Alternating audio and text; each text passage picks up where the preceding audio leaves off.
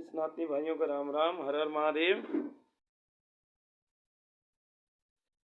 हम लोग पिछले दिनों जान चुके हैं कि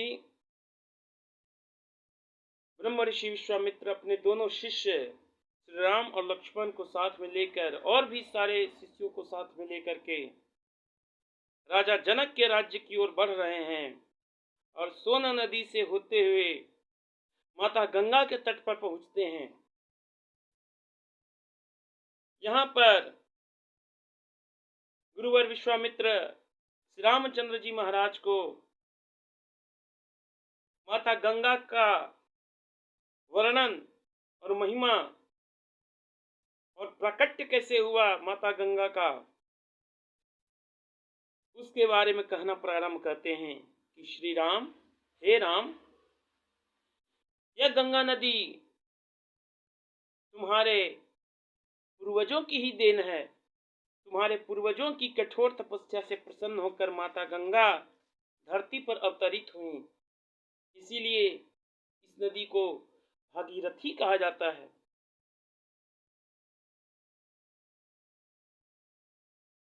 तब श्री राम जी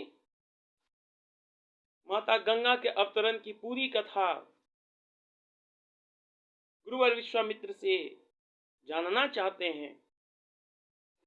तब गंगा जी के बारे में पूरी कथा विश्वामित्र जी श्री राम जी को सुना रहे हैं कि पूर्व काल में इक्ष्वाकु वंश में, यानी श्री राम जी का इक्ष्वाकु वंश से संबंध है। सूर्यवंशी हैं श्री रामचंद्र जी महाराज, उनके एक पूर्वज का नाम इक्ष्वाकु भी है।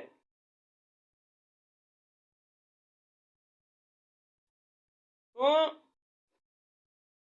इक्ष्वाकु वंश में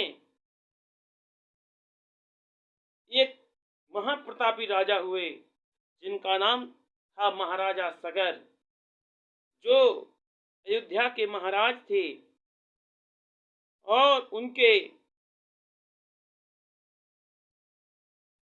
दो धर्मपत्नी हुई। एक विदर्भ देश की राजकुमारी केशिनी थी और दूसरी कश्यप जी की पुत्री और गरुड़ महाराज की बहन सुमति हुई। और सुखपूर्वक वे सभी अयोध्या राज्य में रहते थे।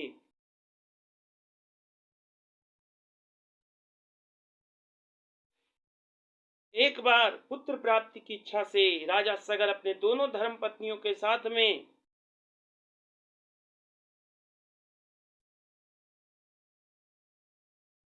100 वर्षों तक घोर तपस्या करते हैं, जिससे प्रसन्न होकर के भृगु महाराज वहां प्रकट होते हैं और उनसे प्रसन्न होकर के वरदान देते हैं कि हे महाराज, आपके एक रानी से एक पुत्र उत्पन्न होगा जो अपने वंश को बढ़ाने वाला होगा और आपके दूसरी पत्नी से अनेकानेक वीर संतान उत्पन्न होंगे।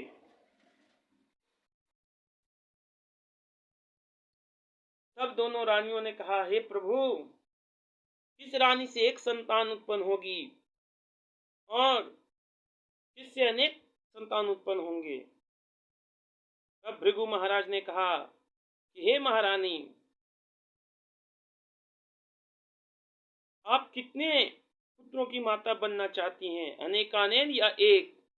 तो माता केशनी एक पुत्र की माता होना स्वीकारती हैं और माता सुमति को अनेक पुत्रों की माता होने का सौभाग्य प्राप्त होता है। माता केशनी एक पुत्र को जन्म देती है जिसका नाम असमंजस होता है और असमंजस का पुत्र अंशुमान होता है। और माता सुमति के गर्भ से एक पिंड उत्पन्न होता है जिसको फोड़ने से उन्हें 60,000 पुत्रों की माता होने का सौभाग्य प्राप्त होता है।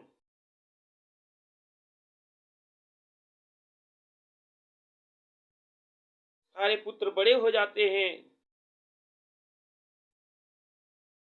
और एक बार राजा सगर यज्ञ करने के लिए उद्यत होते हैं।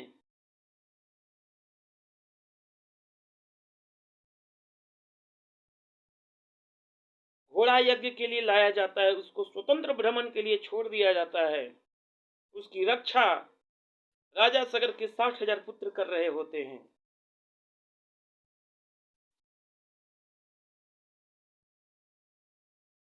अचानक देवराज इंद्र को अपने स्वर्ग का भय सताता है कि कहीं स्वर्गलोक का आधिपत्य मेरे हाथ से छूट न जाए। उस भय से वे अश्व का हरण कर लेते हैं और कपिल मुनि के आश्रम में जाके बांध देते हैं। कपिल मुनि महातपस्वी विष्णु जी के अंश से पृथ्वी लोक पर अवतरित हुए थे। पृथ्वी को खोदते खोदते उस अश्व की खोज में सगर के 60,000 पुत्रों ने पूरे पृथ्वी को रौंद दिया और खोजते खोजते वे कपिल मुनि के आश्रम पे पहुंचते हैं।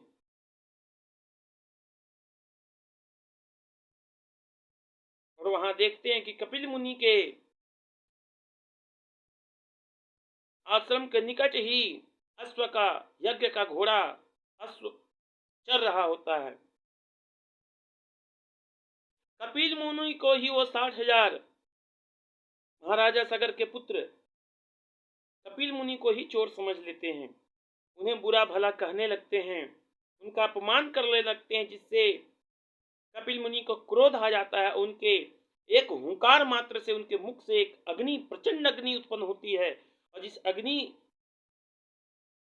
से महाराजा सगर के वे 60,000 पुत्र जलकर राख हो जाते हैं और उनका केवल राख वहां पर बचता है।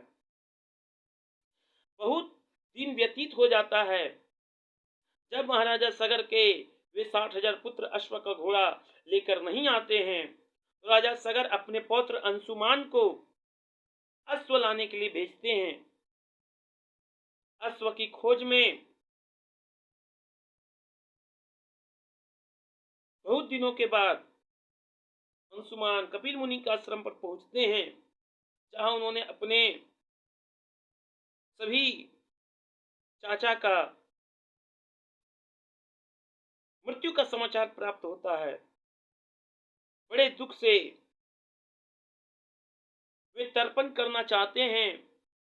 कपिल मुनि कहते हैं कि इनकी मृत्यु तपोबल से उत्पन्न अग्नि के कारण हुआ, इसलिए साधारण जल से उनकी मुक्ति नहीं हो सकती। इसलिए गंगा का जल होना अत्यंत आवश्यक है, गंगा का अवतरण होना अत्यंत आवश्यक है। तब बड़े दुख के साथ अंशुमान अश्व को लेकर के अपने राज्य में आ जाते हैं। दुख की घड़ी होती है, परंतु महाराजा सगर यज्ञ के दीक्षा ले चुके होते हैं और एक बार जो संकल्प कर लिया, जो एक बार दीक्षा ले ली तो उसको पूर्ति करना होता है, यही धर्म है। राजा सगर यज्ञ को पूर्ण करते हैं और पृथ्वी लोक पर गंगा का अवतरण कैसे हो, यही दिन रात सोचते रहते हैं, लेकिन वह कुछ विशेष उपाय नहीं कर पाते हैं। और 30,000 वर्ष तक पृथ्वी लोक पर शासन करने के बाद वो मुक्ति को प्राप्त होते हैं और स्वर्ग लोक उनको प्राप्त होता है। उसके बाद अंशुमान को राजा बनाया जाता है। वह भी बहुत वर्षों तक शासन करने के बाद अपने पूर्वजों की मुक्ति के लिए वे घोर तपस्या के लिए हिमालय पर्वत पर चले जाते हैं। हजारों वर्षों तक कठोर तपस्या करने के बाद भी उन्हें माता गंगा का आशीर्वाद प्राप्त नहीं होता है और वे तपस्या करते करते ही मुक्ति को प्राप्त हो जाते हैं। तब अंशुमान के पुत्र दिलीप होते हैं, वो भी कई वर्षों तक अयोध्या पर शासन करने के बाद अपने पुत्र को राजगद्दी सौंपने के बाद वे भी माता गंगा के अवतरण के लिए तपस्या करने लगते हैं, लेकिन उन्हें भी सफलता प्राप्त नहीं होती है और वे भी तपस्या करते करते मुक्ति को प्राप्त हो जाते हैं। तब राजा भगीरथ अपने पूर्वजों की मुक्ति के लिए माता गंगा के अवतरण के लिए तपस्या करने के लिए जाते हैं और उन्हें कोई पुत्र भी नहीं होता। इसलिए राज्य का भार अपने मंत्रियों को, रानियों को दे करके वे हिमालय पर्वत पर जाकर तपस्या करने लगते हैं। कठोर तपस्या से ब्रह्मा जी उन पर प्रसन्न होते हैं और प्रकट होते हैं, कहते हैं प्रभु भगीरथ भगवान से कहते हैं प्रभु आप हम पर प्रसन्न हैं तो माता गंगा को पृथ्वी पर अवतरित करा दीजिए और हमें अपने वंश को चलाने के लिए पुत्र प्रदान कीजिए।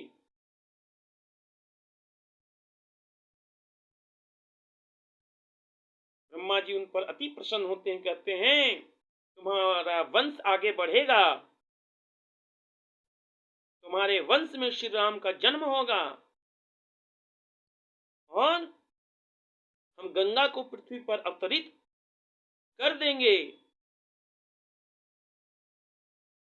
पृथ्वी पर भेज देंगे, लेकिन उनका वेग सहने की शक्ति पृथ्वी में नहीं है, अतः तुम भगवान शिव को प्रसन्न करो, उन्हीं के कृपा से गंगा पृथ्वी पर अवतरित हो सकती हैं। तब भगीरथ 1 वर्ष तक महादेव की कठोर तपस्या करते हैं और महादेव दाता दानी है, महादानी है, देने पर आ जाएं भक्त की सभी मंगल कामनाएं पूर्ण कर देते हैं। शिव जी प्रकट होते हैं, भगीरथ के प्रार्थना से भगवान शिव गंगा जी के वेग को नियंत्रित करने का वचन दे देते हैं। तब माता गंगा से भगीरथ आग्रह करते हैं, उनके आग्रह पर माता गंगा पृथ्वी पर अवतरित होती हैं। माता गंगा के अंदर कुछ अहंकार हो गया था कि हम बहुत शक्तिशाली हैं, मेरे वेग को पृथ्वी सहन नहीं करेगी, हम पृथ्वी को फाड़ कर पाताल में समा जाएंगे। इस पर महादेव को क्रोध आ जाता है और वे उनके अहंकार पर अंकुश लगाने के लिए, क्योंकि भगवान का भोजन अहंकार ही होता है, सबसे पहले भगवान ईश्वर अहंकार को ही खाना प्रारंभ कर देते हैं। इसलिए माता गंगा जब प्रबल वेग के साथ पृथ्वी पर आने लगी, महादेव ने उनके अहंकार को नियंत्रित करने के लिए अपने जटा में ही माता गंगा को बांध लिया। बहुत प्रयत्न करने के बाद भी माता गंगा पृथ्वी पर ना सकी। तब भगीरथ ने फिर से महादेव की घोर तपस्या की, महादेव प्रकट हुए और माता गंगा को 7 भागों में विभक्त कर दिया, 7 धाराएं बहीं,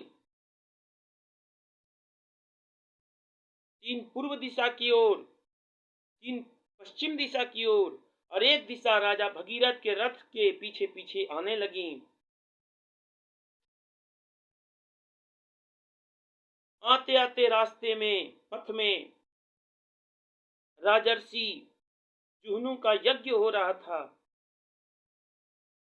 माता गंगा के नदी की धार में वह यज्ञ मंडप बह गया, जिससे क्रोधित होकर राजर्षि जुहनू ने माता गंगा की सभी धारा को अपने मुख में धारण कर लिया। सारी धारा को, जल धारा को राजर्षि भृगु, राजर्षि जुहनू पी गए, सभी विस्मय में पड़ गए। तब भगीरथ के बहुत समझाने पर और विनती करने पर राजर्षि जुहनू प्रसन्न हुए और माता गंगा की धारा को अपने कान से फिर से प्रवाहित किया। उसके बाद माता गंगा की धारा बहते बहते पाताल लोक गई, जहां कपिल मुनि का आश्रम था और महाराजा सगर के 60,000 पुत्रों के शरीर की राख वहां पर बची थी, जो माता गंगा के जल से संपर्क में आने पर तत्काल राजा सगर के 60,000 पुत्र मुक्ति को प्राप्त हुए स्वर्गलोक में गए और भगीरथ को अति प्रसन्नता प्राप्त हुई और वे अयोध्या नगरी में आते हैं और सुखपूर्वक पृथ्वी लोक का शासन करना प्रारंभ कर देते हैं। यही माता गंगा की अनुपम कथा है। माता गंगा के जल की धारा से सिंचित होकर के राजा सगर के 60,000 पुत्र मुक्ति को प्राप्त हुए, इसीलिए माता गंगा को पापनाशिनी मुक्तिदायिनी कहा जाता है। माता गंगा को त्रिपथगा भी कहा जाता है, क्योंकि माता गंगा पृथ्वी, आकाश और पाताल तीनों जगह बहती हैं, इसलिए इन्हें त्रिपथगा भी कहा जाता है। राजा भगीरथ की घोर तपस्या से माता गंगा पृथ्वी पर अवतरित हुई, इसीलिए माता गंगा को भागीरथी के भी नाम से जाना जाता है। राजा जुहनू के कान से माता गंगा की धारा निकली, इसलिए माता गंगा को जाह्नवी भी कहा जाता है। और यह पुण्यदायिनी नदी, पापनाशिनी नदी हम सभी को पवित्र करती है और त्रेता युग से माता गंगा इस धरती पर हम सभी मनुष्यों का कल्याण कर रही हैं, एक पुत्र की भांति पालन कर रही हैं। जैसे एक माता पुत्र का पालन करती है, उसी तरह से अपने जल धाराओं से माता हम पुत्रों को पवित्र कर देती हैं, हमारे सारे पापों का नाश कर देती है और हमें पवित्र कर देती हैं। यही माता गंगा की कथा है। जो इसको पढ़ता है और दूसरों को सुनाता है, उसका हर प्रकार से कल्याण होता है, और जो सुनता है उसके भी पापों का नाश होता है और उसके लिए भी यह कथा परम मंगलदायक है। बाकी आगे की कथा हम सभी आने वाले दिनों में अति शीघ्र जानेंगे। बाकी सभी भाइयों का राम राम, हर हर महादेव।